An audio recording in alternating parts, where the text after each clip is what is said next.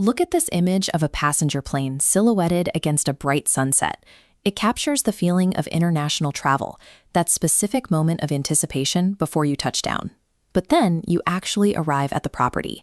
You drag your suitcase into a busy lobby, step up to the reception desk, and that initial excitement is often replaced by the stress of having to negotiate a check-in using your second language.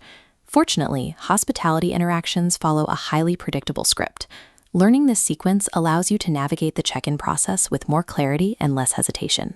This flowchart maps out the standard check-in process. Notice how it begins right here at step 1, where the guest offers a greeting and states they have a reservation. Next, the clerk needs to confirm your identity.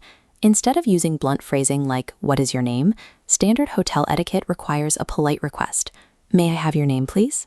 Once your identity is confirmed, the sequence moves to the final administrative tasks. You fill out a registration form, and in exchange, you receive your room number and keys.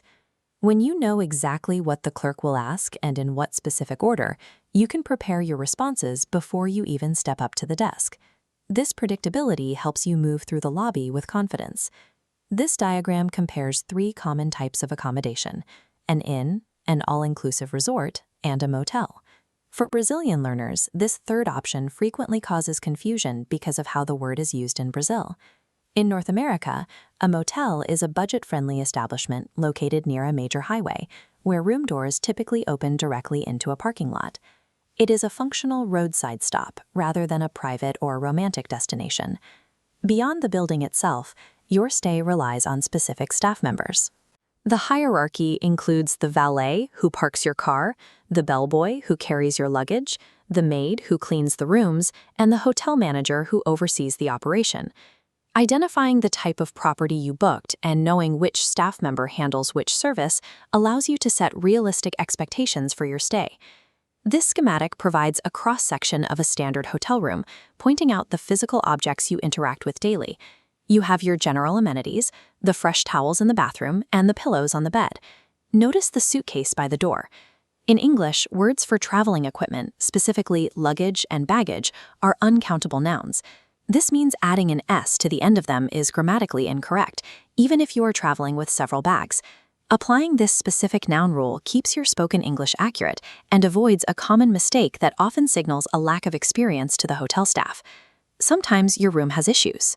You might get a cold shower, find too few pillows, or discover impolite room service. When this happens, you approach the desk using a direct but professional opening phrase. "Excuse me, I have a problem." This interactive dialog box tests your grasp of professional desk interactions. If a guest approaches with a problem and says, "Good evening," how should the clerk reply to maintain the correct tone? The correct answer is, "Good evening, sir." Mirroring the greeting and adding a respectful title establishes a cooperative baseline before you address the specific problem. In an English-speaking hospitality environment, politeness is an operational tool. It encourages the staff to work with you and resolve your issue quickly. Eventually, your stay comes to an end. Checking out requires settling your final bill and returning the keys, which often leads to a standard farewell from the staff, such as "enjoy your stay" or "have a safe trip." Executing this final departure sequence according to the established script completes the transaction and leaves a positive final impression. This 4-panel infographic organizes the essential vocabulary for your stay. It separates your action verbs, your staff roles, and the physical room items, while highlighting the most common guest question: what time is breakfast served? By relying on this chronological framework, you can handle the standard phases of a hotel stay with much more confidence, even if your general English fluency is still developing.